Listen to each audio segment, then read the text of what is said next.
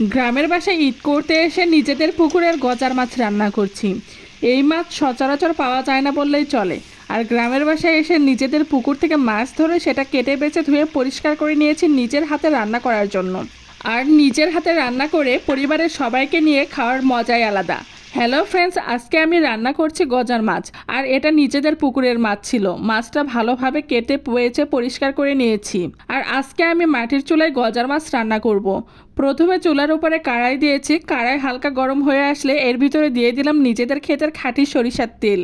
গ্রামের মানুষ সবসময় চেষ্টা করে নিজেদের নিত্য প্রয়োজনীয় শাক সবজি তেল থেকে শুরু করে যাবতীয় যতটুকু সম্ভব চাষাবাদ করে নিজেদের প্রয়োজন মেটাতে।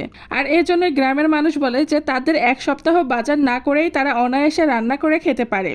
তেল হালকা গরম হয়ে আসলে এ পর্যায়ে এর ভিতরে দিয়ে দিচ্ছি পেঁয়াজ কুচি। আর পেঁয়াজটাও কিন্তু নিজেদের ক্ষেতের ছিল। আর আমরা যারা শহরে থাকি তাদের বাজার না করলে একদিনও চলে না। আর গ্রামের মানুষ সম্পূর্ণ আলাদা। তাদের ঠিক রান্না করার জন্য যতটুকু প্রয়োজন হয় ঠিক ততটুকুই ক্ষেত থেকে উঠিয়ে নিয়ে এসে রান্না করে। পেঁয়াজগুলো হালকা বাদামি কালার হয়ে আসলে এর ভিতরে দিয়ে দিব 1 কাপ পরিমাণ পানি। পানি দিয়ে ভালোভাবে নাড়াচাড়া করে পেঁয়াজের ভিতরে দিয়ে দিচ্ছি পরিমাণ মতো হলুদের গুঁড়ো। হলুদের গুঁড়ো দেওয়ার পরে নাড়াচাড়া করে পেঁয়াজের সাথে ভালোভাবে মিক্সড করে নিলাম। এরপর 2 টেবিল চামচ মরিচের গুঁড়ো 1 টেবিল চামচ লবণ দিয়ে মশলাগুলো আবারও ভালোভাবে নাড়াচাড়া করে মিক্সড করে নিচ্ছি। মাটির চুলায় আগুনের তাপটা একটু বেশি হয়, এজন্য অনবরত নাড়াচাড়া করতে হয়। সবগুলো মশলা ভালোভাবে কষানো হয়ে এসেছে। এরপর এর ভিতরে আবারও পরিমাণ মতো পানি দিয়ে দিচ্ছি। এ পর্যায়ে এর ভিতরে দিয়ে দিলাম পরিমাণ মতো আদা রসুন বাটা।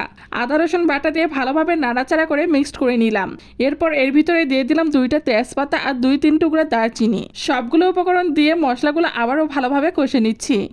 এ পর্যায়ে মশলাগুলো কষে নিলে মশলার আর কাঁচা গন্ধটা থাকে না। সবগুলো মশলা খুব ভালোভাবে কষানো হয়ে এসেছে। এ পর্যায়ে এর ভিতরে দিয়ে দিলাম পরিমাণ মতো পানি।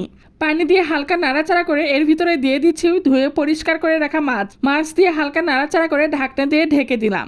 এরপর 10 থেকে 15 মিনিট রান্না হওয়ার পর ঢাকনাটা উঠিয়ে দেখি পানি অনেকটাই শুকিয়ে এসেছে আর রান্নাটাও মোটামুটি কমপ্লিট হয়ে এসেছে। আর গজার মাছের ভুনার কতটা সুন্দর কালার চলে এসেছে। আর বিশেষ করে গ্রামের বাসায় বেড়াতে আসলে শাক সবজি মাছ মাংস সব কিছুই টাটকা টাটকা পাওয়া যায়। আর টাটকা জিনিস খাওয়ার স্বাদও আলাদা। অনেক দিন পর গজার মাছ খাবো, তাও আবার নিজেদের পুকুরের, ভাবা যায়।